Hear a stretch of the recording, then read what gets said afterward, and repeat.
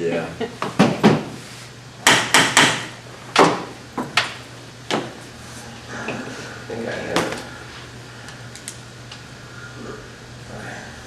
I always have to remember where I turn it on. This is so, it's a lot.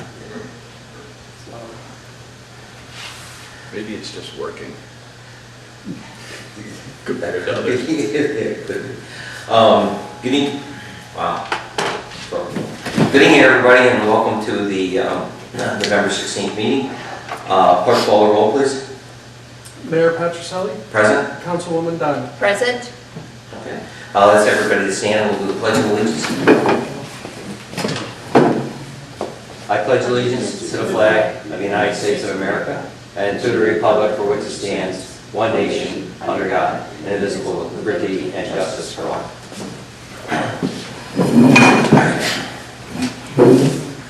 The first order of business will be reading of the minutes of the previous meeting. Mayor, I'll make a motion that we dispense with the reading of the minutes of the November 2nd meeting. Okay. Motion made and second. Call the roll. Call the roll. Councilwoman Dunn. In favor? Mayor Patricelli. In favor. Oh, I think. Hi, everybody. Oh, we hit people. Hey, nice. We'll go into the first reports of officers and committees. Mayor, I'd like to yield the floor back to you for a few moments, if you don't mind. Okay, I wouldn't mind at all. Tonight, I have a little special announcement to make. We have made a decision to actually appoint our deputy city clerk to city clerk, and I'd like to acknowledge the fact that Dave has been doing the job for the last 5 years, pretty much, as deputy city clerk, right? And tonight, what we're going to do is swear Dave in as the city clerk, official city clerk. And I'm very happy to do that. And we invited his family and one friend. Two or 10. So, Dave, if you walk forward, we'll do the swearing in. Dave, unfortunately, does not come with a pay raise. Welcome to Watervliet.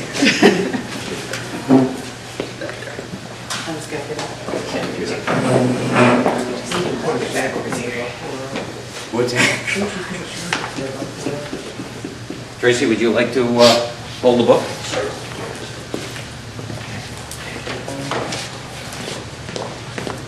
Sorry, you missed the staff meeting. I took my jammies off for this. Place your left hand on the Bible and raise your right hand. I, Dave Wheatley, do solemnly swear I, Dave Wheatley, do solemnly swear that I will support the Constitution of the United States that I will support the Constitution of the United States and the Constitution of the State of New York, and the Constitution of the State of New York, and I will faithfully discharge the duties of City Clerk of the City of Watervliet and I will faithfully discharge the duties of the city clerk for the city of Watervliet, according to the best of my ability, so help me God. according to the best of my abilities, so help me God. Congratulations, Dave.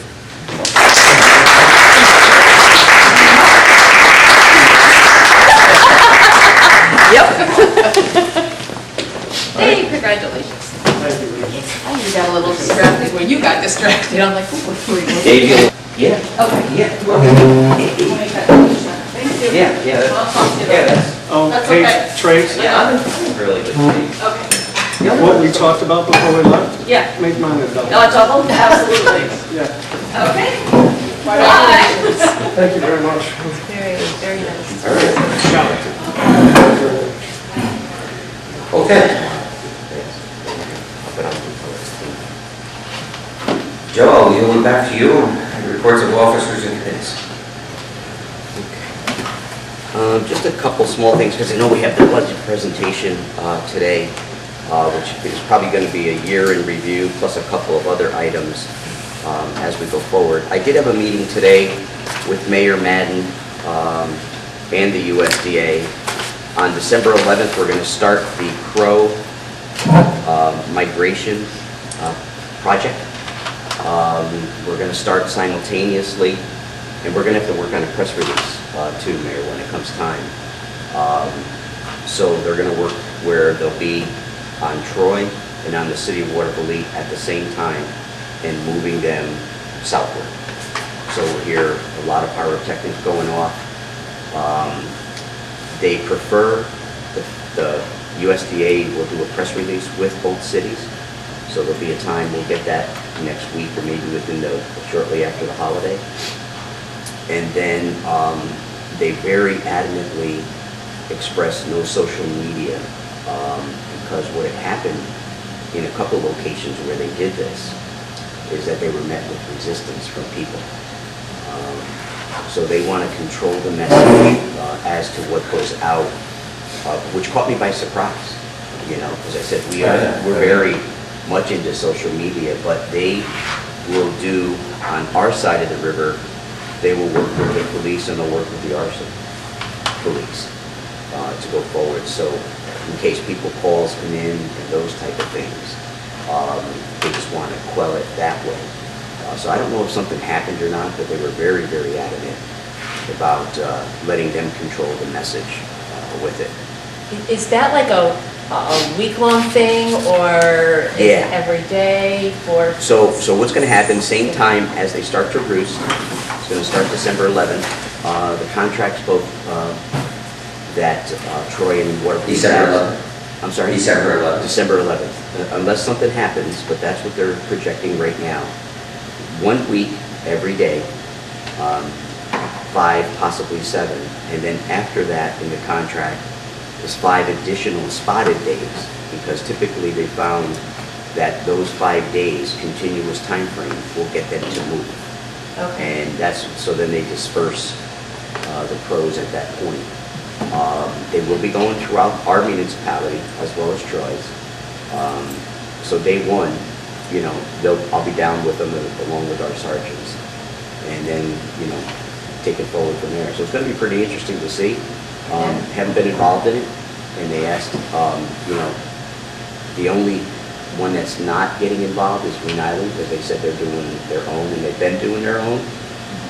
So when we start to make these disperse and we start getting calls from Green Island, I'm going to give you your number. She hasn't. They really go south. Well, that's where they're going to try to push them. They will try to push them south. They said they'll probably, you know, take refuge possibly in the arsenal because they have a large tree population there. But they'll continue to try to push them south because they know they can't get onto arsenal grounds. So, First thing I would like to. I'm sorry. But the other thing too was I was down at Townsend Shores today, and that spot where that car was that one time, it's loaded. Historical. It's a spot where they roost, and it's totally all white on the ground. It was certainly noticeable. Yeah. Okay. You know, that's one of the things, learning this from the USDA, you know, who those guys do it all the time, Fishers and Wildlife, been very informative as to their practices, both of the geese and of the crows and the nesting habits. So I think it's going to be interesting to see how that works, you know. And then the other thing I had, because I know we're going to have a lot of conversation here with the budget, you asked about the ARPA. I know you and I were on a phone call today about another opportunity for ARPA funding, but you asked about the economic development and sustainable funding, the one that we're looking at for the dome, or I'm sorry, for the fire department, where they're doing that study and they have the matching funds.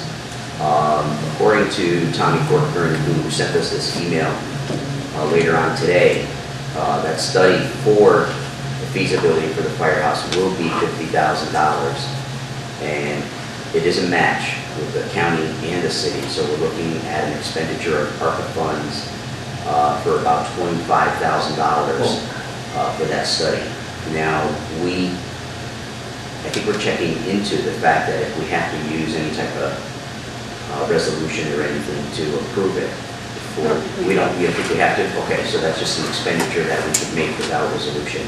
Okay. I mean, it will go through as a budget adjustment, so it will ultimately, I guess, go as a resolution, but... I'm confused though. We don't have a contract with anybody there is no contract for the study. Well, that's what, I'm under the impression the study was anticipated to be cost of, it could be 50,000. Now what we have to do is we have to go out and solicit bids from consultants or something, and we're not going to tell them that we're going to give them a $50,000 for the study, because it could be a $10,000 study. Say, well, if you're going to give me 50, I'll give you 50. You know, Right. But you know, we're going to go out to bid for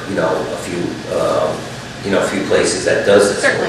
Yeah. Okay. So Yeah. it's not the maximum. I believe the county said was their max was There's 25. 25, And correct. our max would be 25, but it could be 15 each, you know, if that's the case. right, depending on what they look Yeah, at. I completely feel that 50,000 is way high for what they're proposing, you know, but they need to propose, but that's good that we have it available. Yeah, And this is a study for to build a new firehouse elsewhere? Someplace. somewhere within the municipal limits and outside of the flood zone. Or- Or within it, and how else does that work together? Yeah. So, but I think a lot of those other items that we have on tonight's budget presentation will speak to what's been going on in the city. Okay, good. All right, if that's it, we'll go into old business. Your Honor, there is no old business on this evening's agenda. Okay, and we'll go into new business. And the first one on new business tonight is the 2024 budget presentation. Okay. Okay, so up on the screen, you'll see some slides that we got as to, Amanda and I like to look back and see what we've done in the fiscal year that we're currently in before going into the next budget year. As you know, we met with all the different departments, either here or with Amanda and I. And I just wanted to thank everybody for their participation again, as always, and the feedback we received. So a little look back kind of where we were in 2023. Certainly a lot has been done, and it doesn't all show here, but these are the highlights of what we've done in 2023. We continued our commitment to the reservoir, and I think that was also shown with the council members going to the town of Gilderland and speaking out against some development that was proposed out there that would impact to our waterway as well as theirs. And we also did some work with our We Do boat, and as we come into other slides, we'll see what we plan on doing in 2024. The paving plan continued, and as we get into again the slides, we'll talk about how much we've done. But I think there's also an exciting opportunity for 2024 as we move forward with computerization of what we've done so we have that historical document. Again, the Dutch Reformed Church has been around for a number of years, and we're actually at the point of completion. I'll show you some of the slides where we are to date there. Same with the combined sewer outflow, as we've done for a number of years. We're getting to a point where we're almost fully separated throughout the municipality, which is a great thing. And there's a number of other items that we'll be talking about shortly. Here, we won't have a particular slides that will go into some of the code enhancements that we had. The residents, under that new container law, you'll see the container up to the top right of the slide right there. We're going to all tenanted, non-resident owner-occupied homes. They will be getting those containers throughout the city as of January 1. And through the work of the mayor, Lynn, and through the various departments, we are now sending out informational pamphlets on various items, which is snow plowing, our refuge, and code. Again, commitment to the reservoir. You can see some before and after photos. The last time the flashboards, which you see right here, have been repaired was 2011 when Hurricane Irene came through, and that was on an emergency purpose. We had to repair them because the flashboards were damaged. What happens with our reservoir, as you can see, it's fully tree-lined all the way around its borders, and from time to time, trees fall down as they die or decay, and this is what happens. and we got caught up on the reservoir flashboards, and we had sent out through RFP. This council has approved it, put all new flashboards in here. We bought all the equipment at the end of last year, and we made sure we knew we were going to try to get out there somewhere around the July timeframe. We were able to lower and anticipate the oncoming rains in order to refill the reservoir. But now these are replaced, and we anticipate that these will last for a number of years as well. So again, this is just the continued efforts we're looking for. And one of the things we are looking at, trying to do a study, if not within 2024, in a subsequent year, we will be doing, because we're working through the FERC relicensing right now, and hopefully that comes to a near completion soon. We are looking to try to possibly mechanicalize this system here. And in doing so, we'll also try to gain capacity. So we look to go a little higher with those flashboards. As development is happening and water usage is expanding, the only way to help preserve possibly the city, town of Gilderland, and the integrity of our reservoir is to go a little bit higher and make up for some of the other issues that we'll need in the FERC licensing, like clarity of our water. So that's the commitment to the reservoir and going forward. Joe, just go Yeah, back sure. there where the flashboards were on the old one. Is that all the weeds that were cleaned up? Yeah, so what was happening with the weed boats, we haven't got to a point for discharge. We were cutting, and some we were discharging along the banks where we could get to. And this was here, some of the algae and stuff that came along as we were cutting with it. And then typically, as you can see down here, some of that area that we had to flow would just take them right down the river, but when they got caught up over here in amongst the tree line. But that was some of the weeds that we cut. Dave estimated, we probably did like 1/10 of the reservoir, not a whole. We did do it. I know then the weed boat had hydraulic issues for a couple of weeks, and then once they lowered this in the July timeframe, they got right back out and they tried it again. So, final repairs to City Hall. Again, thank the council for looking at making, improvements to it. We did do air conditioning this year. You can see these are in all the office spaces that we have. This is in the larger rooms that we have the units there. And these are the condensers that you see on top of the roof in the back, so they're obscured from view from out in the city, in front of City Hall. And these are actually heat and air conditioning, so they're going to, support the boiler system. So if we have, which we're finalizing there as well, down in the boiler system within the police department, and we finalize putting thermostats within the different rooms, this will offset it, so our consumption on the boiler system will be less than we've seen in the past years. Some of the other final upgrades this year was, these are the facade doors that face Broadway and 787. If you remember the old doors from the courthouse, there's a final look at one of them. We made those as a faux door, heavily packed with insulation, so no air gets through it, lessens the noise, but it's a much cleaner look than what you would see historically within the city. And it's safer now because the doors are still behind them, and they're locked permanent, so there's no way to gain access in there at all. And they don't have any complaints? I haven't heard it yet. But These are the last two windows that were also done this year. We finished up some trim because we had some issues here last year when the windows were installed and within 2023, and then this one was placed in just a few weeks ago. And these are just some of another look at the floors.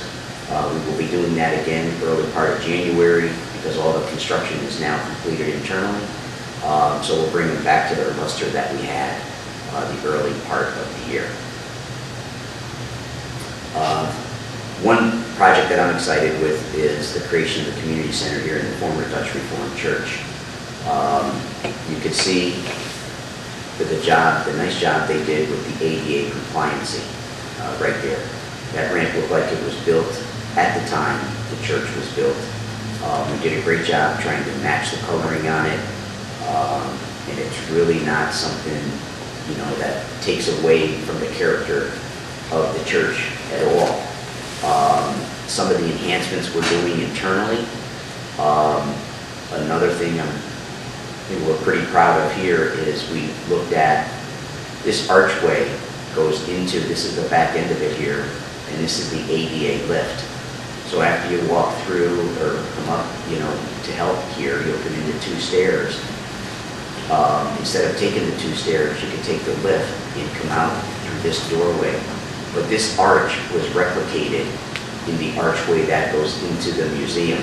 When the architect and I were going through it, it came to us right away that this would be a great doorway enhancement too. And besides saving with all the repairs that you can see and everything else that's done here, we saved the wainscoting to put it back in areas to make it look like it was designed this way back when the church was built. So a lot of thought went into it, and I'm excited for when we open this up. This here is the basement area where a lot of people don't go, but it might be part of a future tour that we'll give. This is the basement of the church. We've been there. Yeah, we've been in there. This has, now has lights because part of the final project here that the state gave in this round of CDBG was the ADA compliancy, the bathrooms that are, you know, getting painted today so we can start putting in the utility compliant, or the toilets and sinks and things. Once that's painted, we'll start putting that in. But the ADA compliancy, the bathrooms, and an upgrade to the electrical. These are now all LED lights. As you can see, the illumination in there now from it. We upgraded all the wiring to each individual light. We upgraded the breaker box and everything.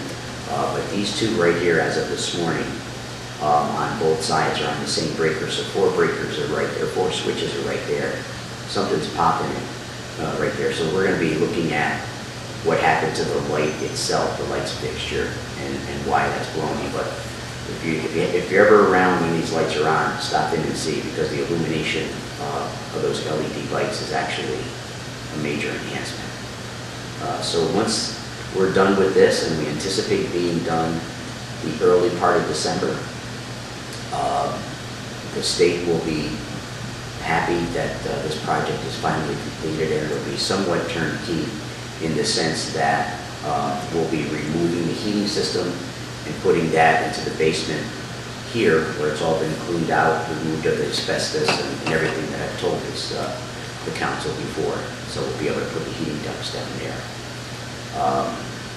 And along this was new roofs along everything.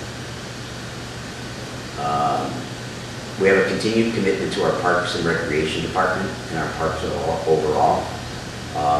We've had 2 fully funded playground equipment on 7th Street and Clinton Avenue. 3.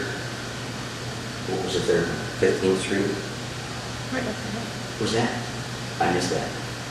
15th Street. Yeah. I don't know that they were all this year, though.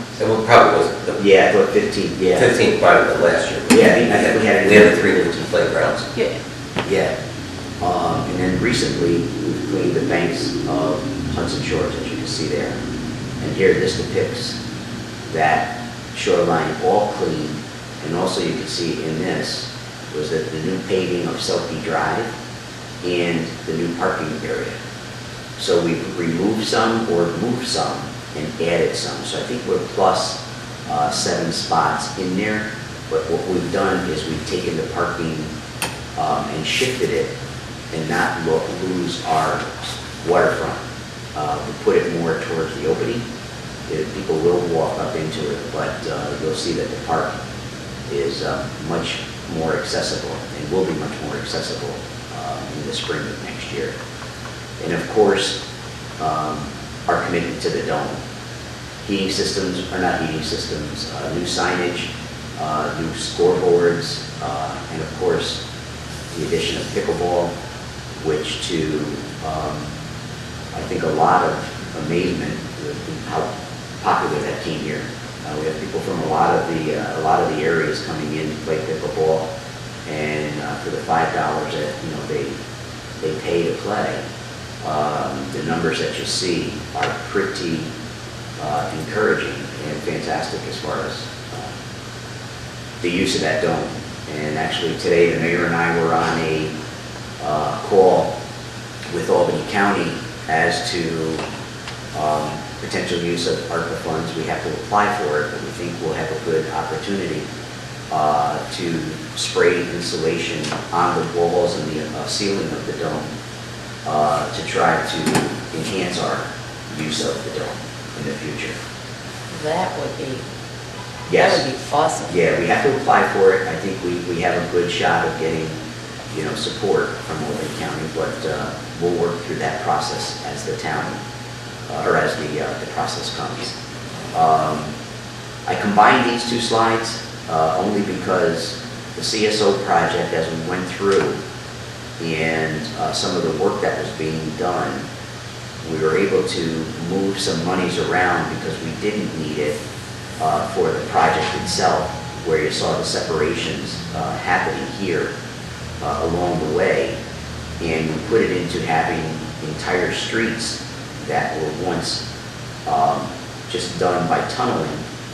We paved entire streets from curb to curb through the CSO project. So with CSO and with our paving plan, we actually did 15,000 linear feet of roads this year, which equates to about 2.8 miles of center line pavement. That's how you measure the roadway is center line, because you pave both sides. So even though a road might be a mile, the way you calculate it is by both sides. So 2.8 miles of roadway this year. We were at 1.3 last year. So that's an amazing increase for this municipality. I think part of that also was helpful with the fact that we were able to recapture some of the unused funds in the CSO project and put that back into paving as well. This is a great shot, as you can see why, as the combined sewers, the CSO, you can see the new line here for the sanitary, and there's the catch basin. So the catch basins that you see here, that was the existing line, and we moved all the sanitation side, which were all the laterals to the homes, out to the new line, and whereby it became separated. So that's a good look at what that work or that job actually looked like right there. So again, we did this in 2021, which we did our paving plan. We now have 2 years under our belt, and I think both years have been pretty successful, especially this year. And I think we all know the streets where they were, but just for the record, it was 6th Avenue, 7th Avenue, 2nd Avenue, 14th Street, 12th Avenue, and that was from home number 1811 to the dead end, and then Hillside Drive just to the school line from 12th Avenue. Wiswall, and that was all the way to 19th Street, 26th Street, 23rd Street at Broadway and the city line going just to the other side of the bridge to Green Island, and then, as I mentioned earlier, Selkie Drive, and included in that was the first street that we did with the town of Colony, and then of course the CSO streets, which were 3 in total as well. So I think that is something really to be proud of, the 2.8 miles. This slide. When we were doing, I think you told me, you were talking to Bartlett, you were going to read that. Yeah, we'll get to that. Oh. Yeah, we'll get to that here in a second. I just don't want to lose. This is a summary of what our various departments did in code enforcement. And I know I can't see it on this slide here, but just to read it a little bit. Code enforcement, remediation, 2021, we did 8 remedial bills. This past year, 57. That was getting out the extra people we have in code enforcement now and working on cleanups and getting code involved with DPW. But 2021, 8, and that is coming out of code. 2022, 30 or 57 is a pretty good number coming out. Permits issued, 2021, 209, 235 permits. So we're starting to see activity, at houses or homes and so on. People getting, improving their homes as they go forward. You can shut that one off. Okay, thanks. Violations is something I think comes with having a couple of extra hands within the code department. Back in 2021, 280. 2022, we went up to 580. 2023, 670. Could mean 2 things. The extra people, we were getting our eyes and everything on the streets, or we're starting to see a little bit of a downward trend in upkeep of our homes, but that is a good number to see. Watervliet Fire Department, these are their totals for 2022 and 2023. As of today, this is only through October 31st. You can see year-to-date totals are 2,283 year-to-date, a little down from 2022, but the projection will be about 2,700 total calls for the year. Fire responses, 2022, 64. We're at about 57, but for the projecting about 68. EMS responses, we're a little down from it. 2,100, we're estimating about 2,072. Estimated fire losses, 2022, we're about 335. Year to date, it's about 109,000. So, and we don't know what that number can project to. But the number of calls are pretty close throughout the year. Our guys do a great job both in the FD and the PD. And the other thing the fire department did throughout the city is we included AEDs in wall-mounted boxes. There are 8 now throughout the city. City Hall has a couple of them. The library, a few other locations. 8 stop and bleed kits included as well. This is through November 1st now with PD, the police department. Total calls for service to date, 16,796 calls of service, of which 3,300 were traffic stops. We had 2,200 UTTs, and unfortunately I'm drawing a blank on that one. What that one is, the arrests, 441, DWIs, 43, drug arrests, 8, car accidents, 378, and firearms, 8. But as you can see, I think between both of our safety departments, our numbers are still high for our municipality with that.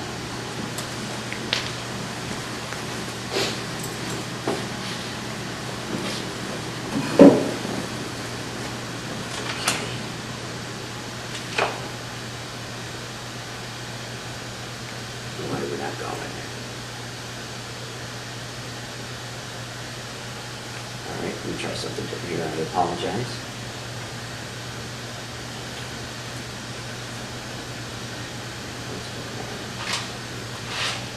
Should have kept Ben here a little longer, Dave.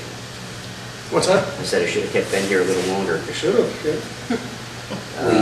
I know Tommy Corcoran is checking to see whether or not we can get a AED in the Civic Center. Yeah, so I know that I guess the cost will have to come out of the Civic Center for it. We're not putting it through our budget, I think it was. but the Civic Center was able to get that taken care of. What do they We're going to- cost? Couple They're grand. Yeah, they're about, Are they- what, 20? We're gonna fold it under our, I guess, maintenance program. Dr. Daly's gonna take it in as another unit for us to follow up on.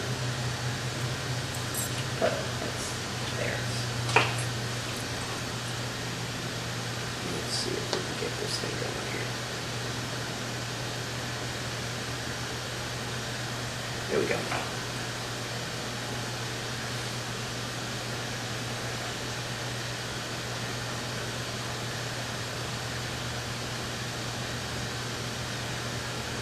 So that was what, kind of a summary of what we did. Again, it's not everything that the city has done.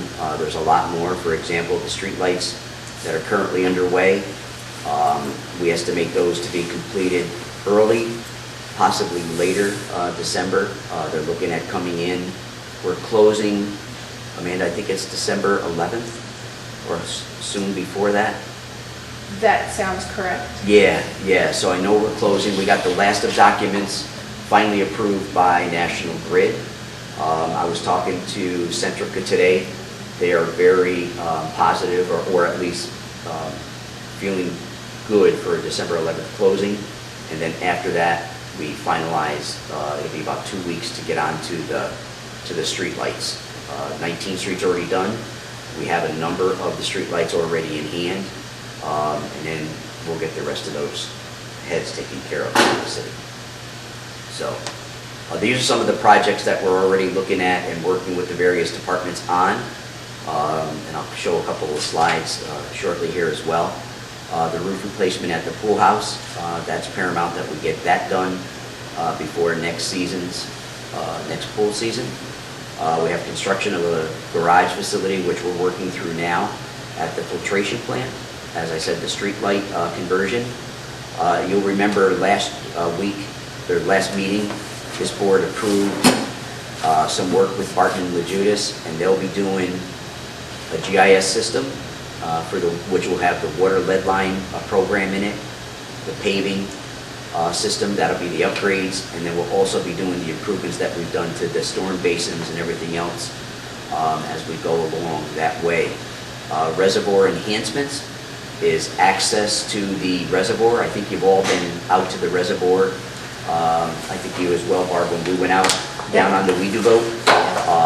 We're building a dock out there. We're taking the grades away in order to get that 35-foot equipment into the reservoir. And of course, there'll be, tomorrow, we open up bids for the Hudson Shores pedestrian path, which is part of the overall enhancement, or one of the overall enhancements to Hudson Shores. This is overviews of what we have at the filtration plant. This here is Watervliet Shaker Road. This is the access that you see right by the water plant right here. This is going down towards the city of Watervliet. That's the interior roadway that we have up at the filtration plant. And that's one of our sediment basins right there. And this is the proposed garage up at the filtration plant. As you can see right here, we've measured our equipment. This here is a small bathroom required by code, but it's also going to be a work area and a washroom in case anything is needed. We went through and looked at the code with the architects. One had an opinion one way, we had another opinion another way, but this pulling the bathrooms out of the building itself and doing a demising wall right here actually saved us money in the sense that we don't have to sprinkler the building. Code says anything over 5,000 square feet needs to be sprinklered, but the fact that we put a demising wall here, we were able to build our building as we wanted, and then the bathrooms that are required by code were put in a separate building. It's all done according to the way our New York State building codes are. So What is that, a demising? Yeah, so it's a firewall Oh, in there. It's okay. really what they call it, it's a solid wall, but in here actually is a double door, so you can have access all the way through. Okay. And it actually will have metal doors like this here that will open or close through the fire.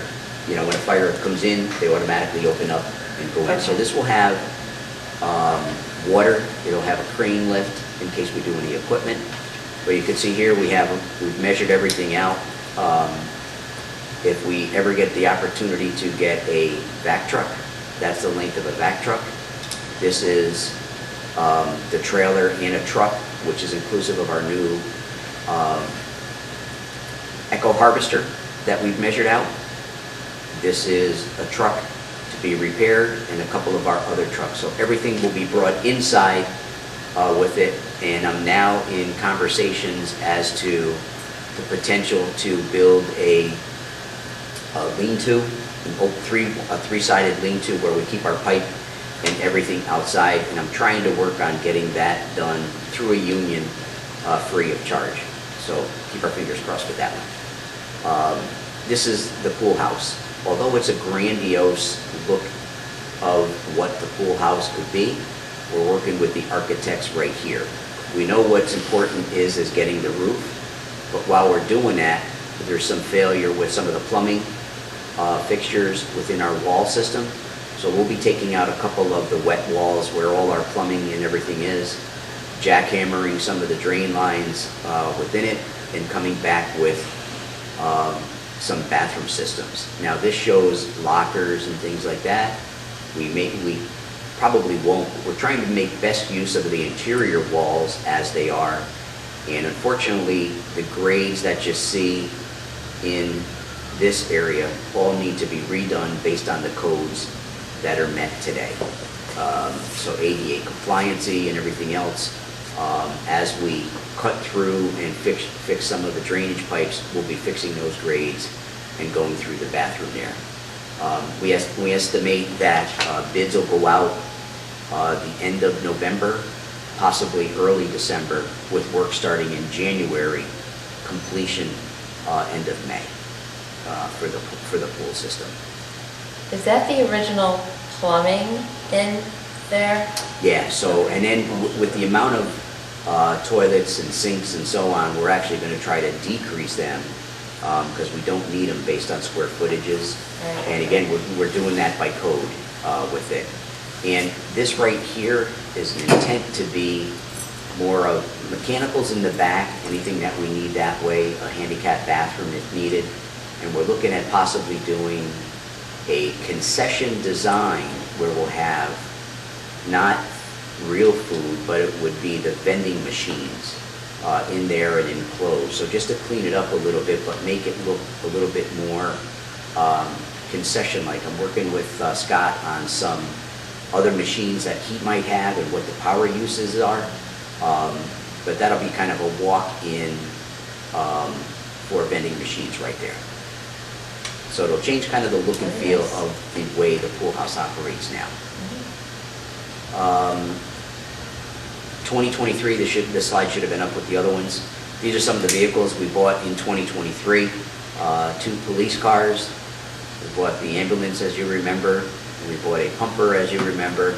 And then this one here is the chief's car that we recently purchased as a replacement. I think it cost us $3,000, $5,000, somewhere around there out of cash. Yeah. To replace one of our newer cars that got totaled in an accident. They totaled, the insurance companies totaled it, and we were able to get this vehicle here. Now the chief's car has a lot of miles on it, but that will be going into the fleet use. I think we're going to take an extra one for code as they start to swap some of the other cars through the detective bureaus. Here's something that we were looking to do for a number of years, and I think this is something should be touted as well. With the addition of Carol Radigan, we fully automated our civil service up a commission. As far as electronic personnel systems, we purchased that this year, and we overhauled all of our rules, adopted modernization civil service rules. We did it not only for the city, but we did it for the housing authority and for the school system. Each one of the electronic, the personnel, that means the individual employee cards have been updated onto the computer. So it's really basically a one-stop shop now for anything that we might need for the Civil Service Commission. Online application process to the, for people who want to take a test. So it was a yeoman's effort that Carol did, getting this updated, as well, like I say, for the school, for the city, and for the housing authority. Part of the other things that we also did this year, when you talk about computerization, was I know Dave and Amanda, Jenny, Chris, and Stacy worked feverishly on getting the pool system enhanced. So that's also an online enhancement that we did, that people can dial in, log in, get a pool card, and have it right on their phone. So it's taking the city into newer technology. Joe, who maintains the civil service, the program? There'll be a couple. So Carol will be primarily the one doing all the background, all that information that goes in, but then also Amanda Austin will be doing it from a payroll perspective, so that information goes directly to them. Okay. And any changes or so on will be done. They have what they call a RPC, which is a report of personal change. Okay. Carol and I will be doing those every time there's something that changes within the city. Then it goes into that system. And also you'll have people at the school and at the housing authority doing it there, but specifically the city hall, Carol and I, she'll be the primary one doing the input and everything. And then, like I say, then it goes to the various departments. We worked out a better system as far as onboarding people. All the data is going to be on the system. We email people their civil service rules, those type of things. So when someone comes on, they'll get that right to them. And so no longer do we have to instruct them to read whatever document. It's automatically going to be pushed to them when it comes time for that. So that's a major update to the city's operations right there. And then with that, I'm going to turn it over to Amanda for the, unless you have any questions of me, I'm going to turn it over to Amanda on the numbers.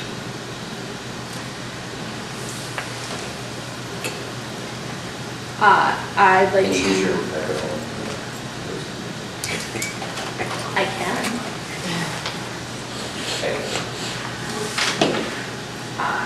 I'd like to pair what Joe said and thank the department heads as well as Joe on their hard work on the budget during this process. We went through the finer details of the budget during the workshop, so I'm not going to dive completely into the numbers.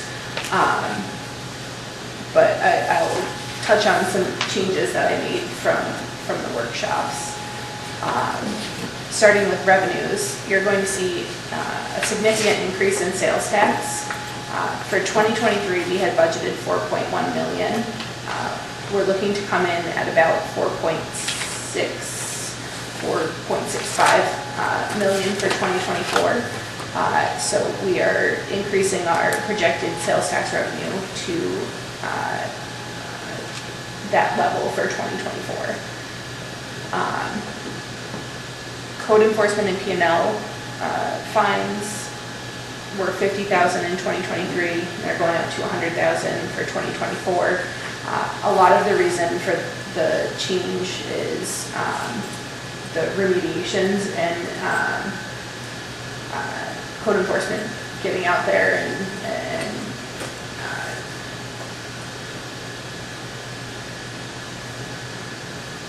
addressing issues with vacant buildings and absentee landlords.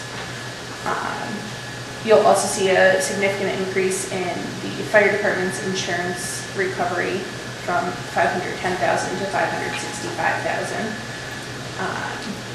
Just based off of our fire department is continuing to increase the amount of calls that they're doing, and with that comes the revenue. We also increased the rates for refuse this year for individual businesses within the city. We checked around to some outside companies and what those businesses would have to pay if they went to, say, a Twin Bridges or something of that nature. And our fees were extremely low, so we increased our fees for that. Next slide, please. Just unclassified revenues. Oh, yes, I'll touch on that. That wasn't a change from the workshops. I had mentioned that. That was the dig permits. We have been getting about $200,000 plus from National Grid the past past 2 or 3 years. But we will not have that revenue coming in for 2024. They're not expected to dig as many gas mains, and therefore our revenue will decrease with that.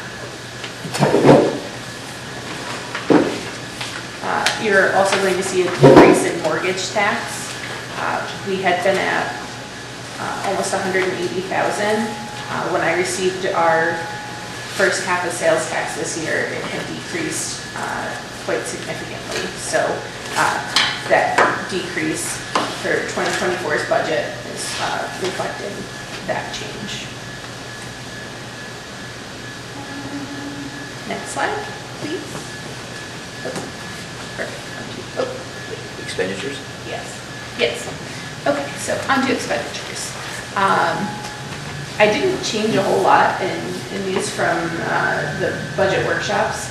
I will say I did adjust police and fire based off of the tentative agreements that we have in place that I'm sure we are going to discuss later. So their salary lines were increased to reflect that. I also increased the parks line per the mayor's request. Back to 2023 level, specifically for miscellaneous park costs. And just something I was calculating as I was sitting here, police and fire,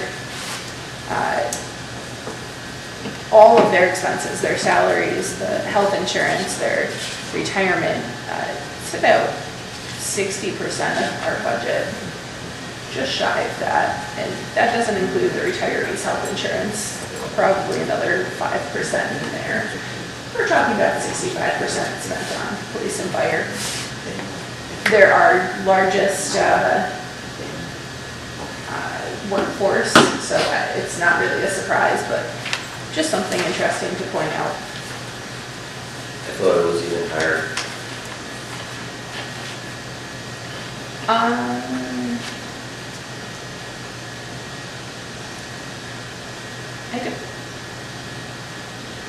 It might be slightly higher if you include the FICA tax, which I didn't include, but probably not that much higher. So what does all of this mean? Next slide, please. We have an estimated expenditure of $13.858 million. We had revenues outside of sales tax of $8.017 million. So the amount the amount property tax needed to raise is $5.84 million, which is up from $5.578 in 2023. That increase equals 4.36%, or about 62 cents per $1,000 of assessed value. Taking an average home of $120,000, your increased bill is going to be $74.50 roughly a year, or $6.21 a month. Get the next slide. Or the next. Oh, sorry, next slide. Yes. The, Yeah. the other, I know we talked about a few of the changes, but the biggest changes we had, a couple of revenue seemed to be okay, and that we actually increased it a little bit, but the expenses that I think we had, health insurance was one. Yeah. I think one of the things we have is we kept a lot of the departments level, a lot of our expenses with the level of the police and fire. It's the mandated ones that we don't have the control over. Correct, retirement for everyone and health insurance. Health insurance went up 12%, the plan costs went up 12% Which is for most reflect- of the folks. Which is reflecting about 100, how much was it? It was 6.5% of the budget, so roughly $350,000. What was from last year? 350,000 increase? Yes, Oh, 350,000 increase in health insurance alone. yeah. So that was one, and then the other one was workers' comp was one, or, Workers' comp went up and retirement went up. Specifically how much, I don't have it written down. I mean, I have it written down, but. yeah. But I think what we're trying to say is really it's these expenses that really has, let's say, pushed the increase or the budget increase. It's not like we're doing, We're frivolously spending on. on miscellaneous things. We don't have a lot in there for, some of the improvements that we have in Warren that we'd like to have. But mostly it's the uncontrolled expenses of the retirement, the health insurance, insurances, other insurances that we have to deal with. And we are still working with Albany County, hoping to get the consortium up and running. I do know we've had a few meetings with the attorneys that are trying to get that off the ground. It's sitting with the state currently. They have to pass some sort of legislation to allow us to form the consortium, and to my knowledge, it just hasn't moved.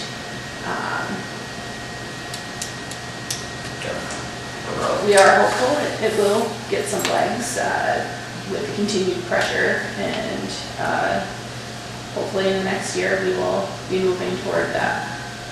I think one of the things to also look at is, you saw the history of what we did throughout 2023. Some of that work came with support from the private sector, funding, not being afraid to knock on a door or ask, for that partnership, helped us do some of the work that you saw that allowed, us to work and operate in a different manner as well. So I think that was also helpful. I think what I think I mentioned to you today is we were over $1.2 million in donated improvements to the city that we just, let's say it's nice to have, nice to improve it, but it wasn't a taxpayer burden. Right. It allowed us to make those improvements, but also maintain our infrastructure. Okay. So next steps? So from here, I'd like to ask the council to call for a public hearing on November 30th, and we will have that public hearing and the vote after that. Okay. Any questions? No, I think health insurance is just a huge, I don't know if I should use the word issue, but it's just a huge burden for everybody.